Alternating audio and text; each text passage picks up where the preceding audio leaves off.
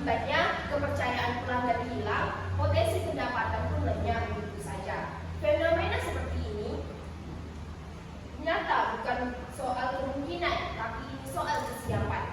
Dari sinilah manajemen risiko berbicara. Perkenalkan, saya Siti Syahmira, Prodi Akuntansi Keuangan Publik, Politeknik Negeri Bengkalis. Tujuan saya memaparkan materi pada hari ini yaitu bagaimana resiko yang mengancam keberlangsungan usaha BUMDes Kuala Alam. Lewat presentasi ini, saya mengajak kita semua melihat bahwa manajemen risiko bukan hanya sekedar teori, tetapi investasi di masa depan. Maka dari itu, saya mengambil profil risiko dari BUMDes Kuala Alam Bandar Jaya.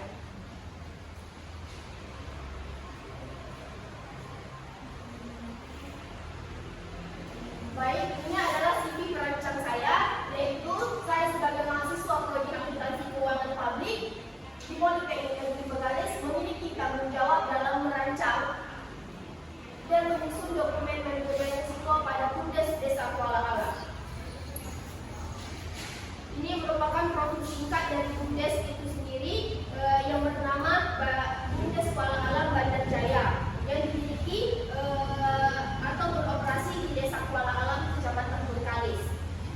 BUMDes ini berdiri pada tahun 2015. Maaf, dia berdiri pada 2015 tanggal 17 bulan November.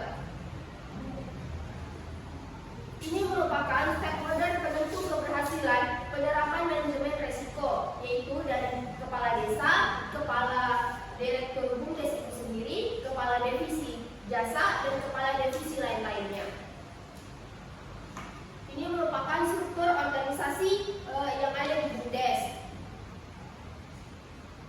Melalui musyawarah desa, yaitu ada penasehat, direktur, pengawas, sekretaris, bendahara, dan kepala unit setiap bidangnya.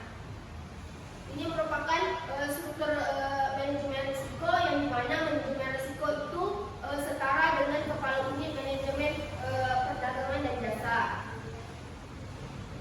Ini merupakan misi yang dibuat oleh BUMDes untuk BUMDes Bandar Jaya itu sendiri.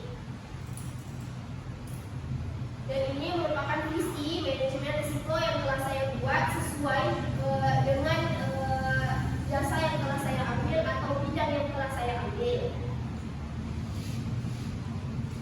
Ini merupakan tujuan dari manajemen risiko. Tujuan tersebut ada dua, tujuan umum dan tujuan khusus yang dapat teman-teman lihat di layar. Ini merupakan manfaat penerapan manajemen risiko, di mana terdapat 7, yaitu mengurangi potensi kerugian, meningkatkan kualitas, dan menjamin keberlangsungan serta yang dapat teman-teman lihat. Ini merupakan tantangan dan hambatan dari implementasi manajemen risiko yang telah saya identifikasi. Masalahnya terdapat 5, yaitu adalah teknik dan infrastruktur, keuangan, pemasaran dan kompetitif, regulasi dan legislatif, dan kapasitas SDM. Ini merupakan keterangan risiko yang pertama, dan ini adalah kriteria dampak. Ini adalah identifikasi risiko yang telah saya buat.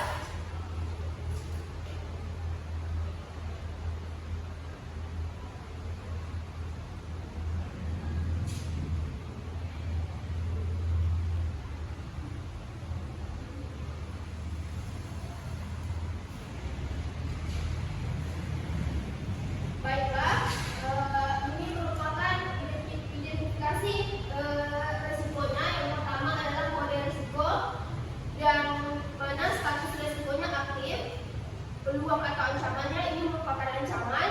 Kategori dia ini sangat berpengaruh. Departemen dia yaitu unit jaringan dan IT. Sasarannya memberi layanan internet yang stabil dan minim gangguan kepada pelanggan. Dengan kejadian atau risiko yaitu gangguan jaringan internet.